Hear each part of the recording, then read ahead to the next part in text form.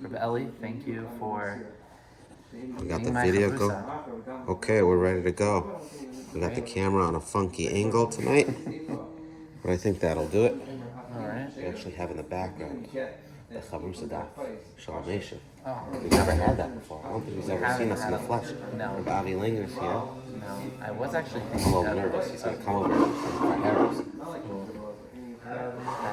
I actually was thinking of coming over to you Friday night because I heard Rabbi Yitzi, our main commenter, was Yes, in town, but then it was pouring. Ah, So I no, couldn't not see it. necessary. But it would have been nice to have a live. No, So, live.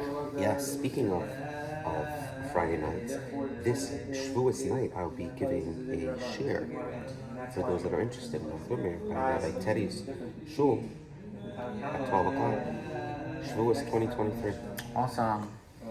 We are doing Daf Ches today, is that right? Daf Ches, we stopped like 3 lines from the bottom of Daf Zion. We're up to Omer of Zera.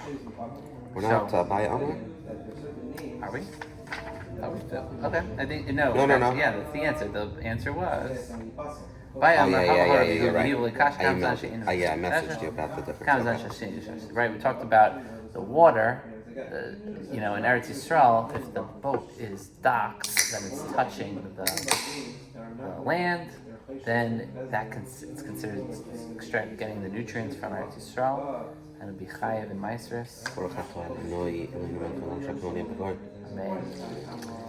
But if it's not, then according to Rabbi Yehuda, it's not touching the land, then it's not chayev Maisris. All right, so now we're about to get into a very cool discussion.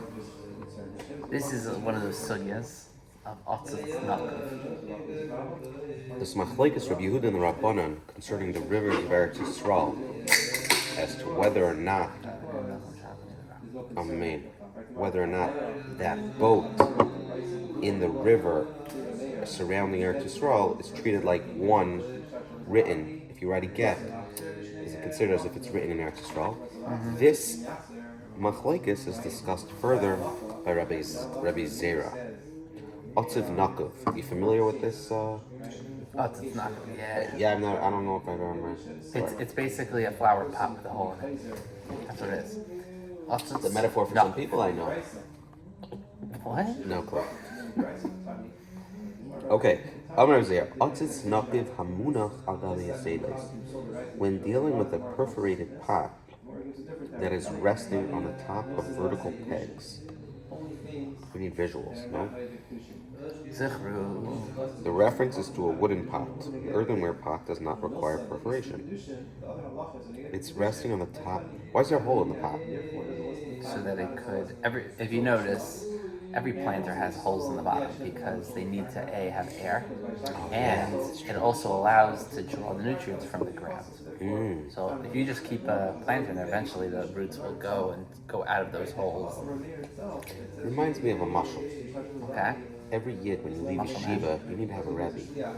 You need to have a hole that allows you to get nutrients from a rabbinical figure, someone that you can speak to with shilas, with life questions. Saying we're all Otzot Nakovs. No, not necessarily. Some people, they leave yeshiva. I feel like I'm a closed pot. I don't feel like maybe you're my rebbe. Wow. But you understand that, right? Yeah, I mean, you gotta leave yourself open a little bit to be able to draw from someone else because, in the end of the day, if we can't draw from others, we die. Wow. You might have many perforations in your pot. Okay, so this is resting on the top of vertical pegs. What are those, just like beams? Okay, I'm just trying to... We arrive at the machlekes from Yehuda Rabbanan. That is, the status of vegetation that grows in such a pot is dependent upon the dispute between Rabbi Yehuda and the Rabbanan. Rabbi Yehuda, who holds that a plant on a river is not subject to the laws of Meiser and Shvius, will rule that a plant elevated in the air is likewise not subject to these laws. Just as water is a barrier between plants and the ground, below, so too is the ear. According to Rabbi Yehuda, a plant is not subject to the laws of Meiser and Shvius on the biblical level unless it is resting on the ground. But the Rabbanan hold that a plant on a river has the same status as one on the ground, will rule that a plant elevated in the air is also treated like one on the ground. I have a question. This perforated pot, it's on the top of vertical pegs. So it's not, is it actually attached to the ground in some capacity? No. Or the peg is, Exactly. The and peg it's connecting. is attached to the ground, which is attached to the pot, but the plant itself is not at all able to draw nutrients. Okay.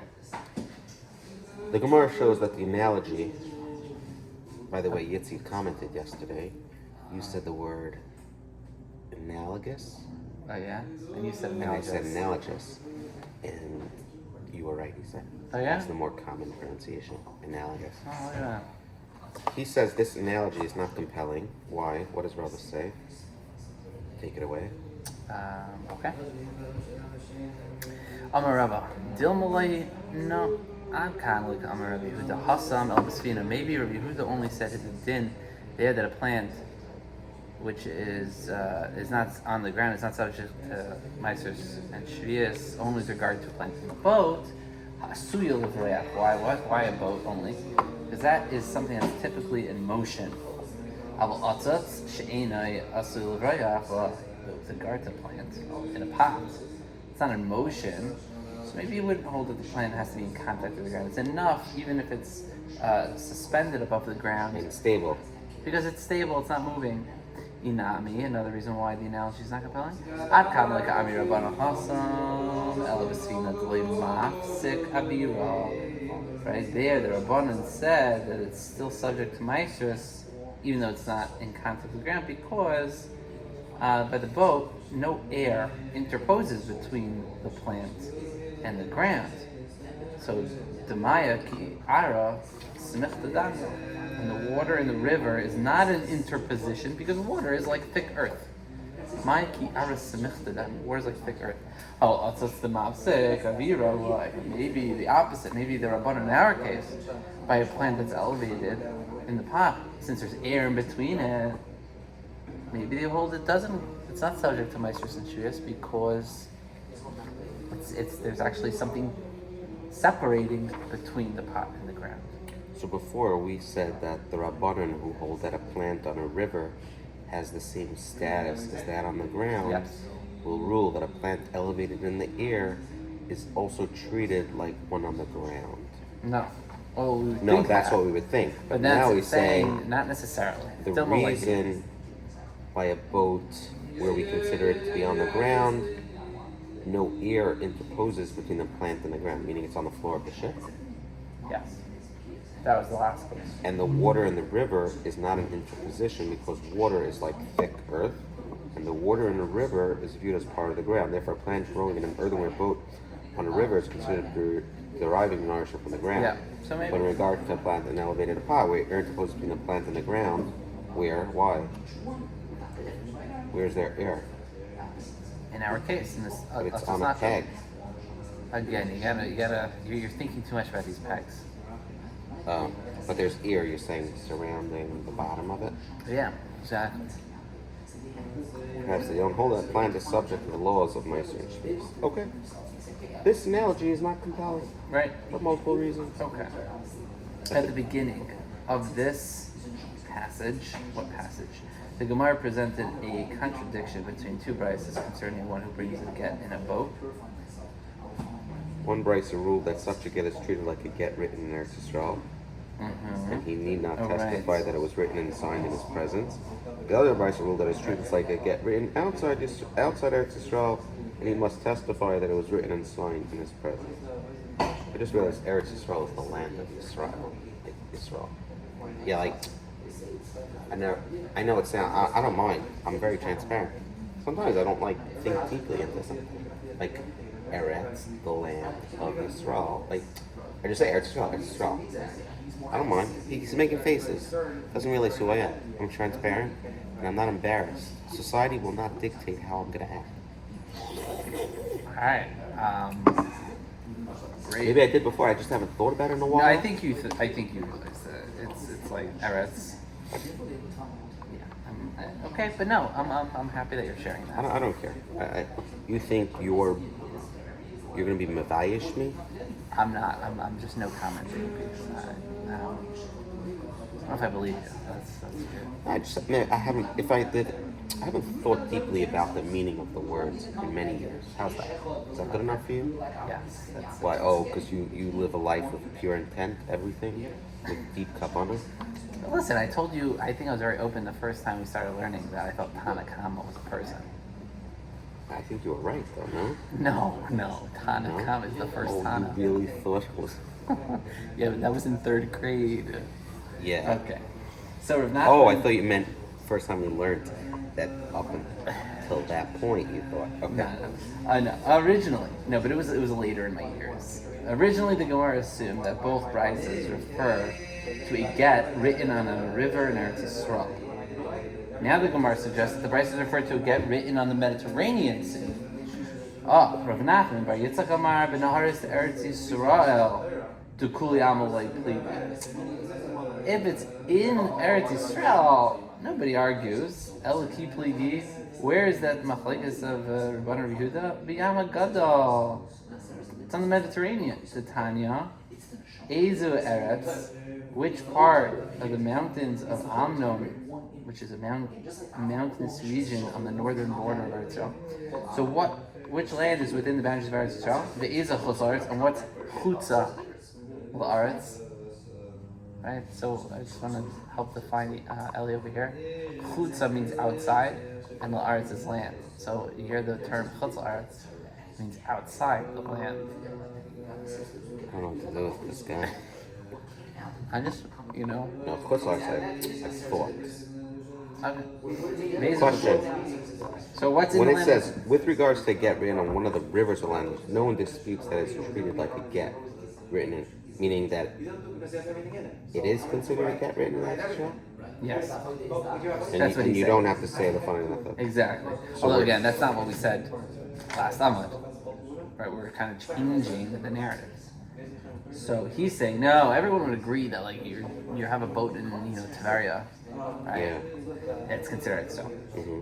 Tanya, Ezu Eretz, Ezu Chutz Eretz, Kol Sheshefei, Kol Sheshefei Aviyerid Mituri Amnon V'Lishnim Eretz Yisrael. All the territory that slopes from the peak of the mountains of Amnon inwards, meaning south towards Eretz Yisrael, is included in the land of Israel. Miturei Amnon El Chutz La'aretz, and all the territory that slopes from the peak of the mountains of Amnon outward, north of Eretz Yisrael, north from that place, is outside the land of Eretz Yisrael. Basically, the northern border of Eretz Yisrael runs through the peak of the mountains of Amnon.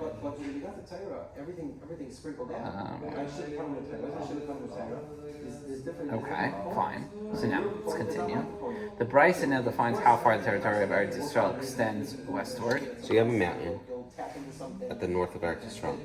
That's And everything from the tip down this way is part of Eretz Yisrael, and anything tip down this way is not part of Eretz Yisrael. Right. The northern border of Eretz Yisrael runs through the peak of the mountains of Amnon.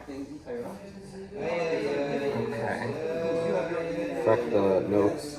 Correct. No.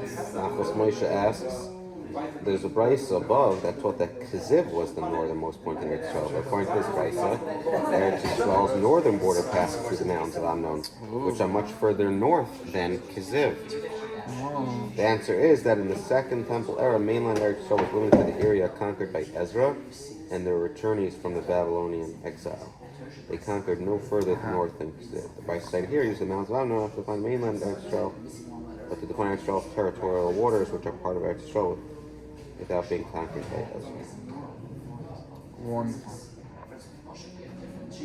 Okay. Hanisin should be Amroin, I say. Okay, now we're defining the westward. The islands in the Mediterranean Sea are viewed as though a cord is stretched over them. Miturei Amnon ad Nachal Mitzrayim, that extends from the west of the mountains of Amnon, Nachal Mitzrayim.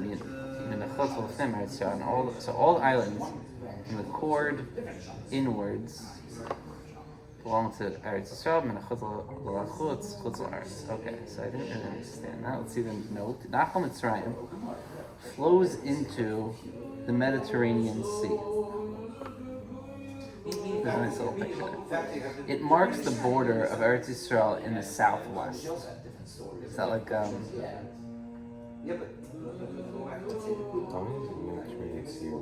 As though a cord is stretched over that extends from the west of the mountain of Amnon to Nachal Mitzrayim. All the islands from the cord inwards, east towards Eretz Yisrael, belong to the territory of the land of Israel. All islands from the cord outwards are outside the land of Eretz Yisrael. what island are we talking about? Sea diagram. Although the Brisa mentions only islands, the sea itself that lies to the east of this line. Oh, I see. Okay, it shows that shaded. The shaded area represents territorial waters of Eretz Yisrael. So basically, any island that's within those territorial waters is considered Eretz Yisrael. That's interesting. I want to pull out my phone to see like a map of where this is. It says today Nachal Mitzrayim is Wadi El Arish. Wadi El Arish. So let's see where. So you have this shaded area.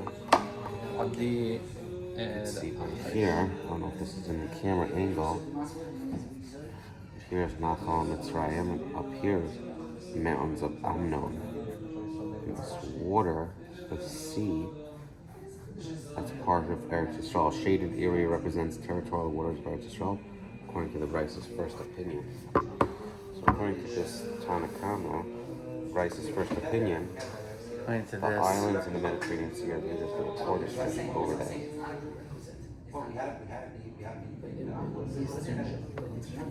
Of course. look, it's basically it's Eretz Yisrael and then is Cairo. So this is Egypt. So according to this, Wadi, that's the border of Israel, right? And maybe back in the day, though, Eretz Yisrael came out a little bit more. That's Gaza. So if that's right, so if that's the river, no, Gaza is there. Oh yeah, so it's not far from Gaza. What's that black line? This, the border of that's Israel and Egypt. Yeah, Also part of modern day Egypt is Eretz Yisrael. it must be, right? Is it? Do you know if it is? You can look it up. How would I know? Where would you look that up? GPT. You believe everything it says? So basically, if you take a line and you bring it up, that's what it's saying, right? You throw the line up these to the mountain of waters- Amnon. Where's Oh, Ammon is up here. so By the you Kaya, take this right there. cord up there, and then everything on this side is part of Israel. Everything on this side is not part Right, of because you Israel. have the whole Mediterranean here. Right. So basically, yeah, Cyprus is not Eretz Yisrael, right? So you have fruits growing in the rivers there, whatever that means. We're on an island there. Or on an island, there's Meiser and Shvius applications. Right. Okay. So that's cool. Rabbi Huda Omer. Kol shekeneged Eretz Yisrael. All the sea that is opposite, due west, right, of the coast of the Eretz Yisrael. Hareyu Eretz Yisrael. Right, exactly. What's happened before? All the sea that is opposite due west, so even past the cord, is considered part of Israel because it says, "Ugvul yom v'hayolachem hayom." It says the western border is the Great Sea. So apparently the redundant term, and then it says, and a border this shall be for you, the western border. It says it twice. Right? Ugvul yom v'hayolachem hayom agadol ugvul zeh yolachem ugvul It yom. was apparently redundant term, and a border serves to teach that Eretz Yisrael extends westward as far as the Atlantic Ocean. Woo. Wow, Eretz Yisrael is a lot bigger than I thought.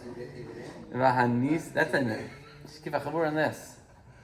Did you know that Eretz Yisrael goes all the way? You realize what that would mean?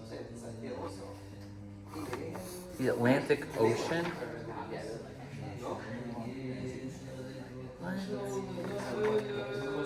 What? Eretz Yisrael hits America? It doesn't. No, the Atlantic Ocean's before. At some point, the waters. So you're saying, but when look, this is Eretz Yisrael, this is the Mediterranean Sea, right? And then you keep going, keep going. Okay, at some point, I guess it hits Tunisia. But wait, really, the water continues up. The water continues. Okay, so then continue. Ooh, continue. Continue. Through Gibraltar. Okay, zoom out a Continue. little bit. Let's see if we can see the Atlantic We're Ocean. we're in the Atlantic Ocean, Is that the Atlantic? North Atlantic Ocean. So yeah. But then, okay. Fine. At some point, The the reason I am Mediterranean hits the Atlantic. Yeah, but okay, fine. But Hanis and Shabsadim, right? I say, and the Mediterranean islands at the sides, to the north and south of Eretz Yisrael's coastline, are viewed ki ilchot masuach aleim mikipluria v'ad iyam okeanios, from Kifluria to west of the Atlantic Ocean. Oh, I guess Okeanos is the Atlantic Ocean. Minachal Mitzrayim v'ad Yam Okeanos, and the second quarter stretch over them that extends from Nachal Mitzrayim to west of the Atlantic Ocean. Oh, good. I think there's a diagram. Oh, see that? So it doesn't go like above Right. that So it's point not going to go of over Tunisia. Kefloria. Or maybe not as low as Tunisia, I don't know. Like you have like, here's Eretz Yisrael, and then you have this area of water. It has to be like adjacent to Right. the land of Eretz Yisrael. So Menachot Alafnim, Eretz Yisrael, Menachot Alachutz Eretz, Menachot Alachatz, Chutz Eretz. Okay, so basically, but look at note 13. All the islands from each court It applies inwards. only to islands. Any continental land mass that falls between these two lines. Any continental land mass that falls between these lines is not part of Eretz Yisrael. So, okay, so even if according to Rabbi Yehuda, okay, that makes a little bit more sense. Which islands? So, it looks basically, if you draw from this line over here, are there any islands? Are there any islands? Honestly, I don't see any islands, but it could be that there are. No, Cyprus is too north. Okay. So, technically, I guess it would be. Doesn't seem like I see any islands there. What does it mean when it says all the islands from each court inwards? Oh, between the courts. Yeah. Yeah, between the two. No, outwards, away from the courts. Okay, got it. So both the rights and cited above, which deal with one who brings a get in a boat, refer to a get written on the Mediterranean Sea, due west of the line between the mountains of Amnon and Mitzrayim. The Bryce, which rules that such a get is subject to Eretz Yisrael, reflects Yehuda's view that this area is included in Eretz Yisrael. The other Bryce, which rules that such a get is treated like one written outside Israel, reflects the Rabbi's view that this area lies in Eretz Yisrael.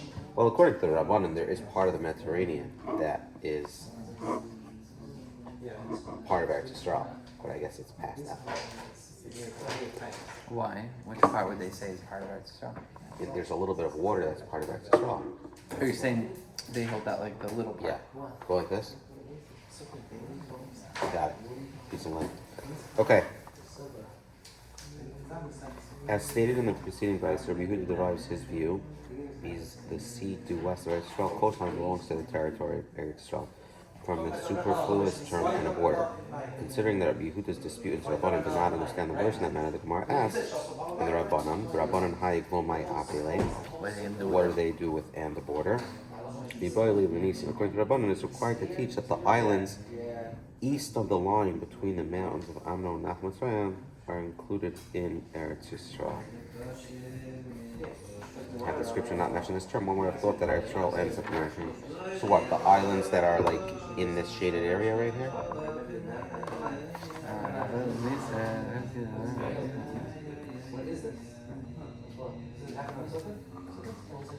Oh, east. Yeah, sorry. Yeah, I was.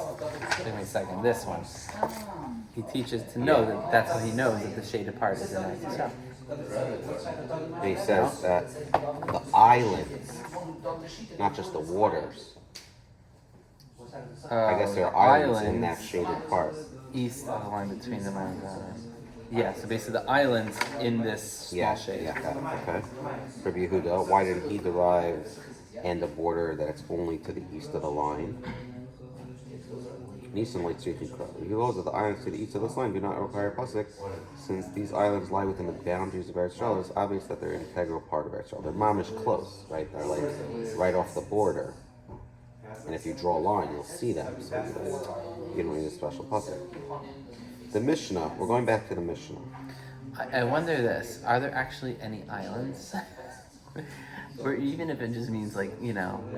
Well, islands by definition aren't like if a floating mass of 100 by 100 dirt and something like Right. get situated there. Like islands flip. Right. You know, they say like if you took all the continents, you know, you can piece them all together, everything fits. Like before the Pancreas. model, everything was like, What was it called? Pangea? yeah, Pangea. Yeah, what Pangea is like the breaking of the. Pangea is the breaking of the. We got away from the Shell Nation. Avi Langer just. You heard the cameo. Yeah. It's really in the house. Pangea. That's like the breaking of the. That was when like Asia used to be connected to North America. That's why you find fossils of the same species at the edge of like New York that are found in Greenland because they used to be. Right. That's interesting. Okay, so now we had a Mishnah, I believe on Bezam and Aleph, that spoke about Akka. Oh wow, we're going back there. Yeah. It's been a while. Rameir says Akka was treated like the land of Eretz Yisrael with regards to Gittin. Right, the Tanakh. Rabbi Yehuda said Akka itself is like the area to the north.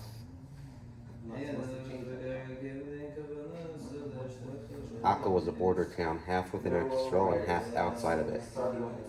So the outside of it, according to Rabbi Yehuda, was not part of Eretz Yisrael. According to Rabbi Yehuda, he had to make this declaration: "Find Ethel from Nechtam." Or imagine, maybe not. But Rameir says Akka was like Eretz Yisrael regarding Gittin. The half that's not part of it, still, which makes sense, right? If people, half of Akka was in, half's not. Imagine like guys like, I'm from Akka, and they're like, which part? It's like West Berlin and East Berlin. Okay. Bo Minei Rameir Chibar Abba, take it away.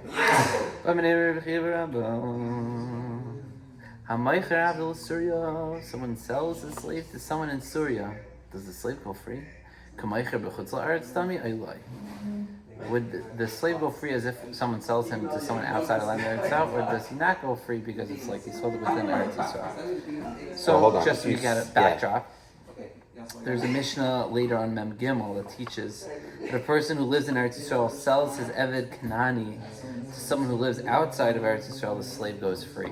Why would someone buy it? Good question. The buyer must grant him a document of emancipation and cannot demand remuneration from Who the does he seller. give the document of emancipation to? The slave? Yeah, that's how he knows he's free. The rabbis penalize the buyer because he caused the slave, who is obliged to observe the halacha, to violate the prohibition against leaving Eretz Yisrael. The status of Surya vis-a-vis the laws of Eretz Yisrael is questionable.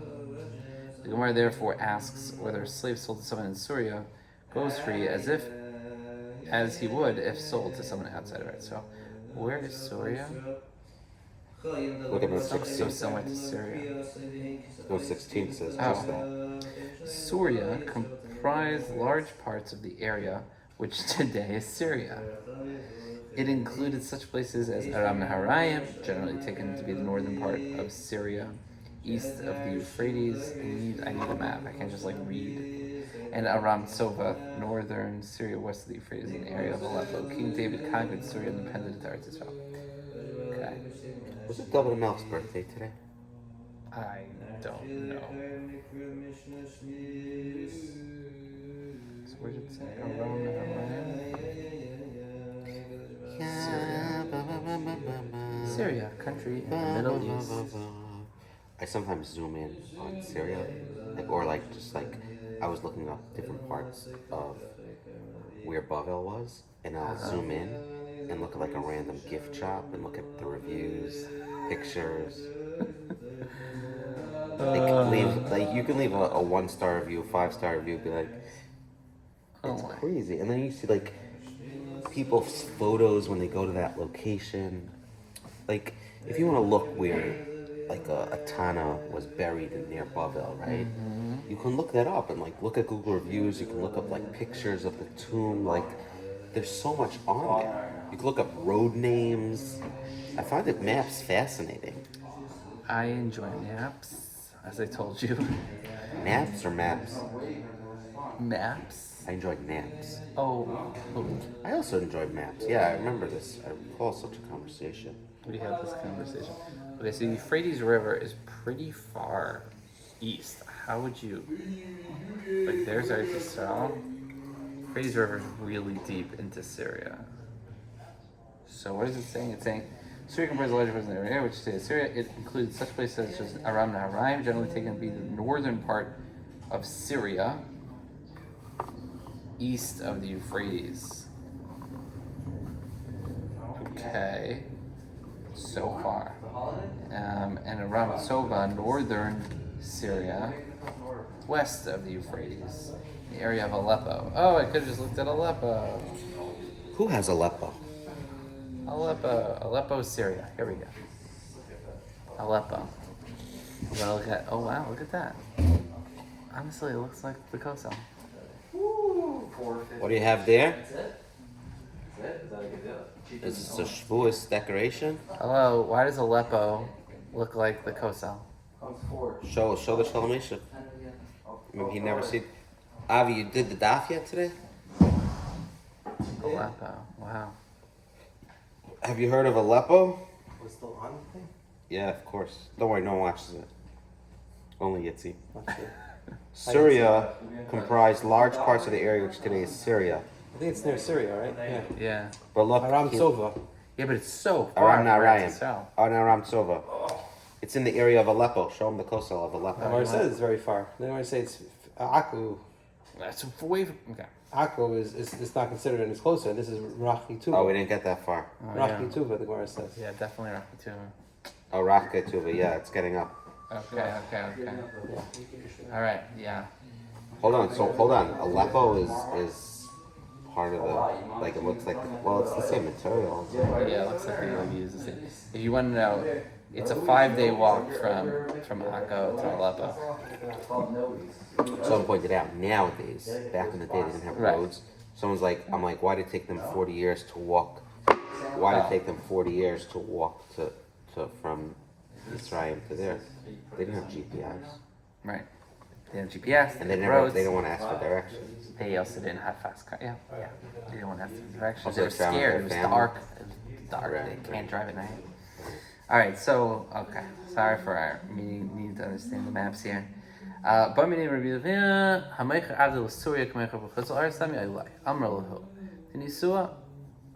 can learn the answer from our Mishnah. It's not a word you see a lot, Tinisua. Answer from our Mishnah. Rameir Aimer. Akko character so Gittin.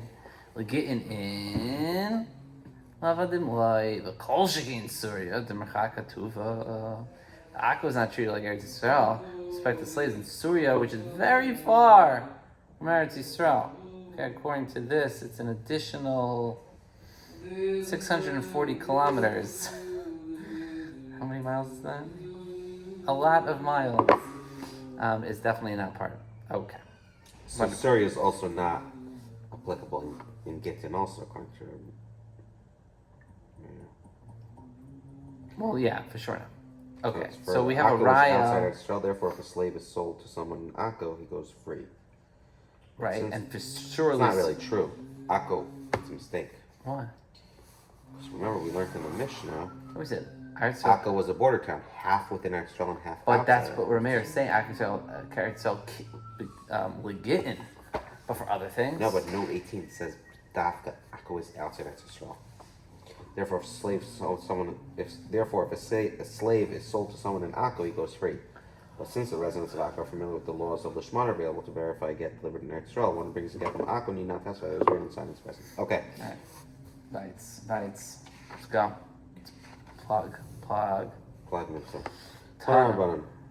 The Yeah. Gemara continues to discuss the status of Syria. Torah Rabbanan. Mishleishet Durachim Shavsa Syria L'Eretz Yisrael. In 3 ways, Syria is the same as the land of Israel. Mishleishet L'Chutz L'Eretz. And in 3 ways, it is the same as the lands outside of Eretz Yisrael. Siman Abarak. The Brisa continues by listing in ways in which Syria is the same as lands outside Eretz Yisrael. Afara Tame Chutz La'aretz. Its earth is Tame, like the earth outside the land of Eretz Yisrael. And if one sells a slave to someone in Syria, the law is that the slave goes free, as he does if one sells him to someone outside the land of Israel. But maybe get in Syria can maybe chutz la'aretz. And one who brings a get from Syria to Eretz Yisrael must testify that it was written and signed in his presence, like one who brings a get from the outside lands of Eretz Yisrael. Caravans did not travel frequently from Syria to Eretz Yisrael, therefore it was difficult for women living in Eretz Yisrael to procure witnesses who can verify a get written in Syria. Ubeshloish Eretz Yisrael chayeves b'maisru v'shviyas Eretz Yisrael ve'arotze lekanes la b'tar nechnas. Wait, did you say the third one? Sorry, maybe get me Surya, maybe Yeah. Chutz La'aretz? Okay. Yeah, and in 3 ways, you're with me. Yeah. Sorry. And in 3 ways, Syria is the same as the land of Israel. It's subject to the laws of Meiser and Shvius. Ve'arotze lekanes la b'tar nechnas, and one who wants to enter Syria while in a state of tahara may do so, which is not the case with regards to land outside of Eretz Yisrael. The Gemara is going to explain what she says. And one who buys a field in Syria is subject to the same law. As one who buys a field in the provinces of Yerushalayim. Which means what? That is the area surrounding Jerusalem. Buys a field in Syria. Which enjoys a higher level of sanctity. The rest of Eretz Yisrael, I'll explain it in the Gemara below. Okay, so Shvius, Meisters and Shvius. Chayeves Meiser Shvius Eretz Yisrael. Sada. Okay. So now we're going to go through each one to discuss what it means.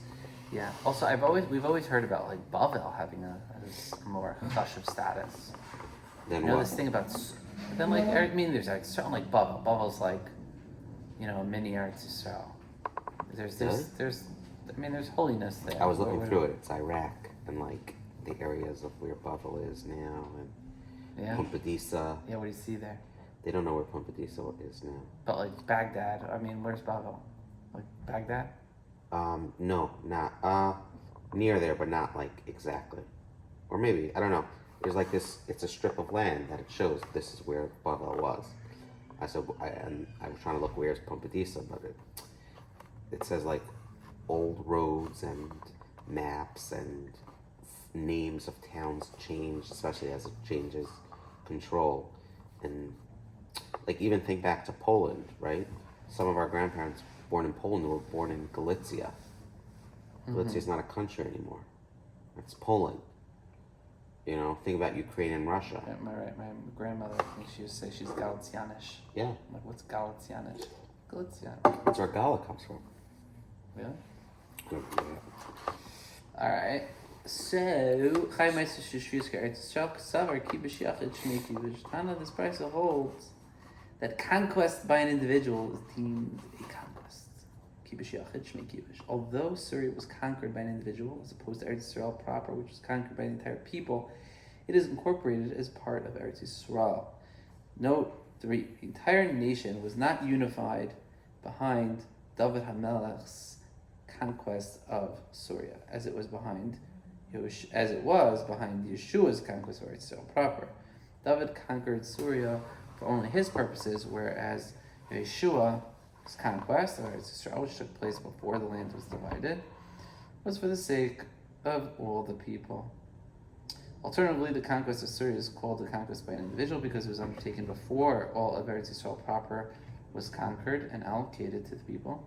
So, considering that Syria was conquered by an individual, to now debate whether it was part of Eretz Yisrael. Okay. So that makes a big difference. And this brisa reflects the view of the Tana that says that it is included. That makes sense. Okay, so basically Eretz Yisrael could be a lot bigger. Mm-hmm. Wow. You think it will be back, like, when Mashiach comes? I don't know. You think we'll be alive when Mashiach comes? I hope so. It's amazing. Either way. There's a great book called The Future by Lawrence Hajoff. It's hard to get now, but if you can get a copy, highly recommend. It talks about Discussion topic worship. Yeah, maybe I'll do that. People love that topic. Yeah, Mashiach. they do. I'm gonna do that as well. Because no one actually knows any answers. Right, he curated a ton of information related to the end of times and Mashiach. Rambam, Ramban, all that I jazz. give it away to somebody. Okay. Okay. One of his topics. All right. The so right yeah. to lekanis lebetar nichnas. The second way Syria is similar to Eretz Yisrael, and one who wants to enter Syria in a state of tahara can enter. Someone in a state of purity will not become tummy by entering Syria. The Gemara points out that this law is contradicted by another law mentioned earlier in the Brisa, the Amarta Afara tummy. But you, the Tana of the Brisa, said above that the earth of Syria is tummy, as we learned above 7b. The rabbis agreed tumah on the lands of foreign nations because of the concern for the presence of unmarked graves. Right. How can you rule that someone who enters doesn't become tummy? Beshida Tevo Migdal. When the Brisa said that one who enters Syria does not become tummy, refers to a person, enclosed inside a carriage, trunk, or closet, and it's carried over in the ear. Gotta love The that. Tanya Hanichnas brings back the Nazir Tais, right? Yeah. The Tanya Hanichnas La'eretz Ha'amim Beshida Tevo Migdal. One who enters the lands of the nations enclosed in a carriage, trunk, or closet. Rabbi Mitame. Rabbi rules that he becomes Tameh. Rabbi Yehuda Mitar. While Rabbi Yossi, the son of Yehuda, rules that he remains Tahar. Vafilu Rabbi Loika Mitame Eladaratam. And even Rabbi rules that a person inside a moving carriage becomes Tameh only when he enters the land of the nations. The Gazer al Gusha val Avira, because the Rabbanim decreed Tumah both on its earth and on its airspace. Aval Surya, but one who enters Surya in a moving carriage, Rebbe agrees, does not become Tameh al Gusha Gazru, because although the rabbis decree Tumah upon Surya's earth, al Avira loy Gazru, they do not decree Tumah upon its airspace. So, if someone does not want to become Tameh, they can take a helicopter ride into Syria. If a person enters the airspace of Syria without touching or moving Zakno 10, or moving its earth, even though his body is over its earth, he does not contract Tumah. So maybe a helicopter Even is according not to good. Rabbi. Even according to Rebbe, helicopter. Although Rebbe holds that a moving container does not protect against corpse-related tumah, he agrees that someone who enters the airspace of Syria inside a moving container remains tar. Okay, the third way the Brisa lists in which Do Syria you is the same remember as the Eretz Yisrael. Zichro? Like had him on a crane.